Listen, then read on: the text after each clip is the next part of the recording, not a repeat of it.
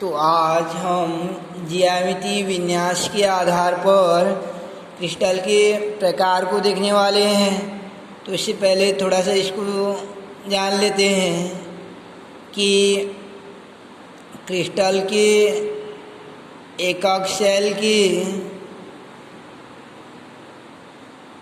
फलकों के बीच बने कोण को किनसे लेते हैं और उनके कोर की लंबाई को किससे मेजर करते हैं।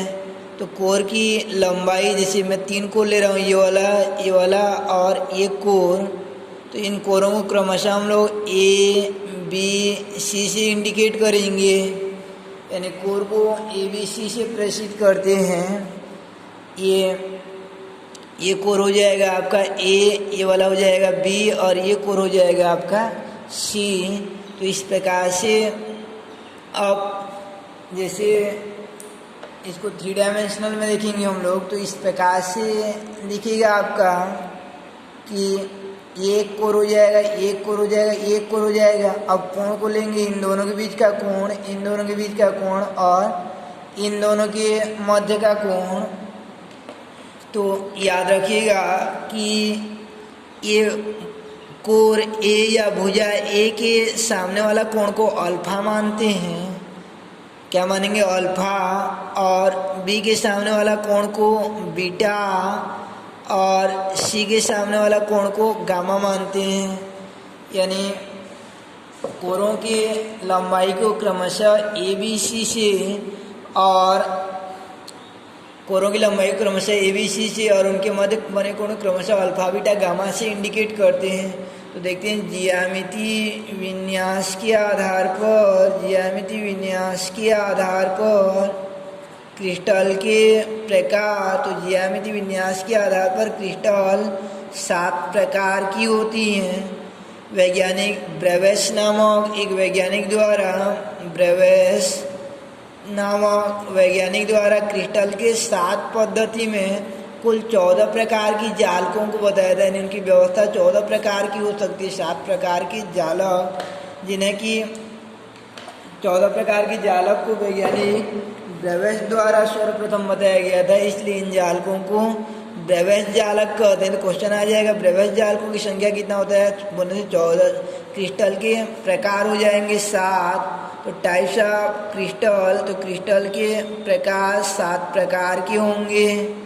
क्रिस्टल 7 प्रकार के होंगे और उनमें रिलेशन देखेंगे हम लोग कि कोर के मध्य संबंध, क्या संबंध होता है कोरों के मध्य, और अंतरा यानी कोण के मध्य संबंध। तो कोणों के मध्य संबंध और इनका जालक यानी कुल जालकों की संख्या कितना होता है। तो क्रिस्टल के 7 प्रकार में से पहला प्रकार का रहता है आपका घनीय क्रिस्टल, यानी घनीय क्रिस्टल, क्यूबिक क्रिस्टल बोल के। तो क्यूबिक क्रिस्टल का शेप कैसे दिखेगा कि इस प्रकार से, जैसे आप लूडो खेलते रहते हो तो उसमें जो गोटा रहता है वह शेप जो है आपका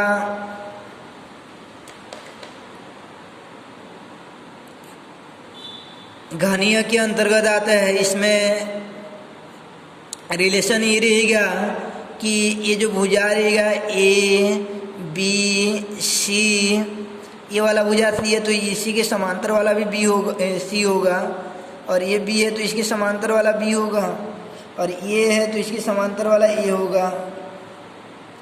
तो इनमें ये ए बी सी जो रहते हैं, यानी कोरों के मध्य जो संबंध रहता है, तीनों बराबर रहते हैं। A equal to B equal to C, यानी तीनों भुजा बराबर रहता है। थोड़ा सा मैं इसको बराबर बनाने का प्रयास कर रहा हूँ।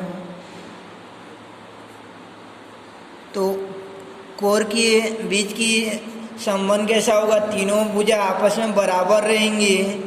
और कोणों के बीच का संबंध कैसा रहेगा? ये जो कोण रहते हैं सब कोण जो 90 अंश का रहता है। जैसे इन दोनों के बीच का कोण 90 अंश बनेगा, चाहे ये ऊपर तरफ हो तो इन दोनों के बीच का कोण 90 अंश बनेगा। और इधर रहेगा तो इन दोनों के बीच कोण 90 अंश, यानी कोरों के मध्य संबंध था A = B = C, और एंगल के बीच रिलेशन होता है अल्फा = बीटा = गामा = 90 एंगल, यानी तीनों कोण बराबर रहते हैं।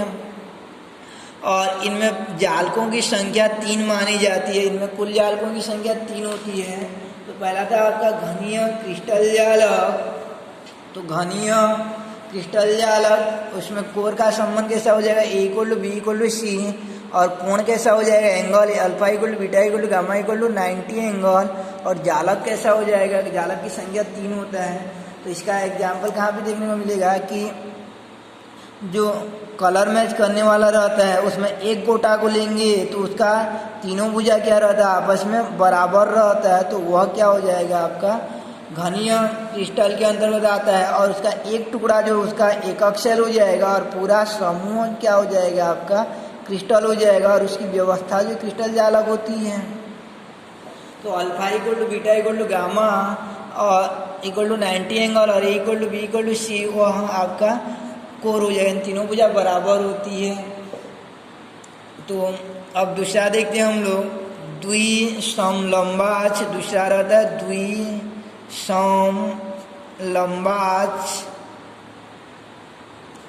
क्रिस्टल का दूसरा प्रकार होता है द्विसमलंबाच। तो इसका शेप देख लेते हैं। तो द्विसमलंबाच जो है आपका, द्विसमलंबाच इस प्रकार से होगा कि इसमें दो भुजा जो है आपस में बराबर रहेंगे, यानी दो ठो भुजा आपस में बराबर रहेगा और तीसरा वाला अलग रहेगा।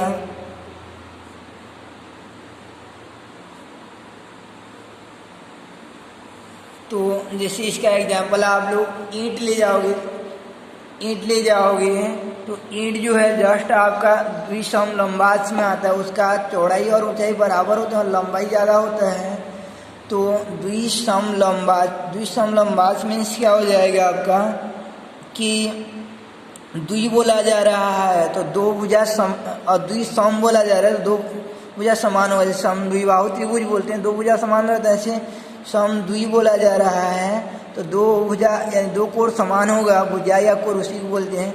और आगे बोला गया लंबाच। लंबाच मीन्स वो लंब में रहेंगे, 90 अंश रहेंगे, तो प्रत्येक कोण 90 अंश रहेगा और दो भुजा आपस में बराबर रहेंगे, यानी दो भुजा आपस में बराबर रहेगा।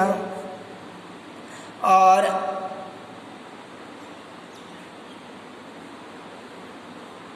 दो भुजा आपस में बराबर रहेगा, जैसे ईंट रहता है आपका, तो द्विसमलंबाच में क्या रिलेशन हो जाएगा A = B, दो भुजा बराबर रहेंगे but not equal to C होगा, यानी A = B but not equal to C। A और B तो बराबर होंगे लेकिन C के बराबर नहीं होगा।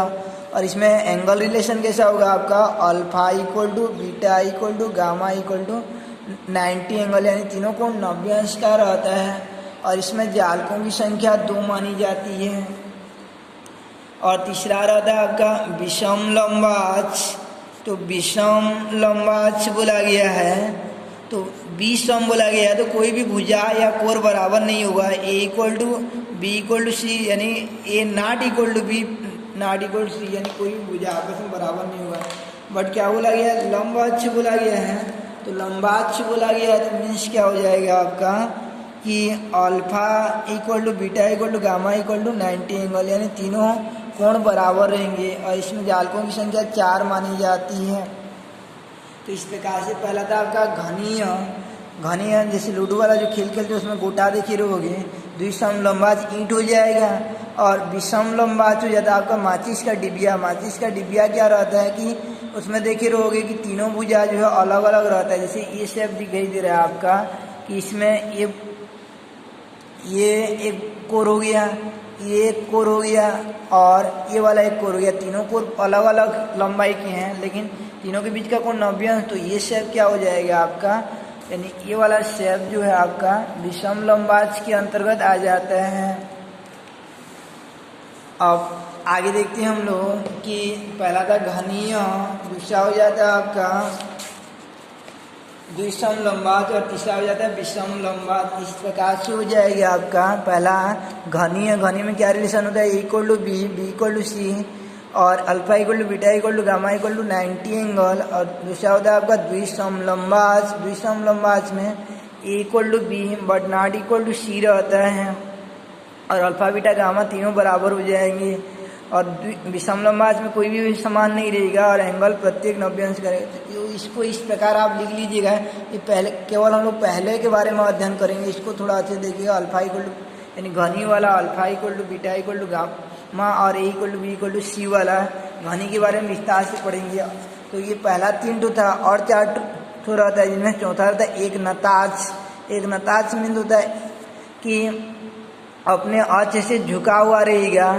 तो ऐसे ही इसको आप लोग उतार लेना। एक not equal to B not equal to C और षटकोणी है, तो इसको उतार लेना। फिर कल देखेंगे हम लोग आगे जो है कि घनीय क्रिस्टल के प्रकार, यानी केवल पहले के बारे में ही पढ़ेंगे।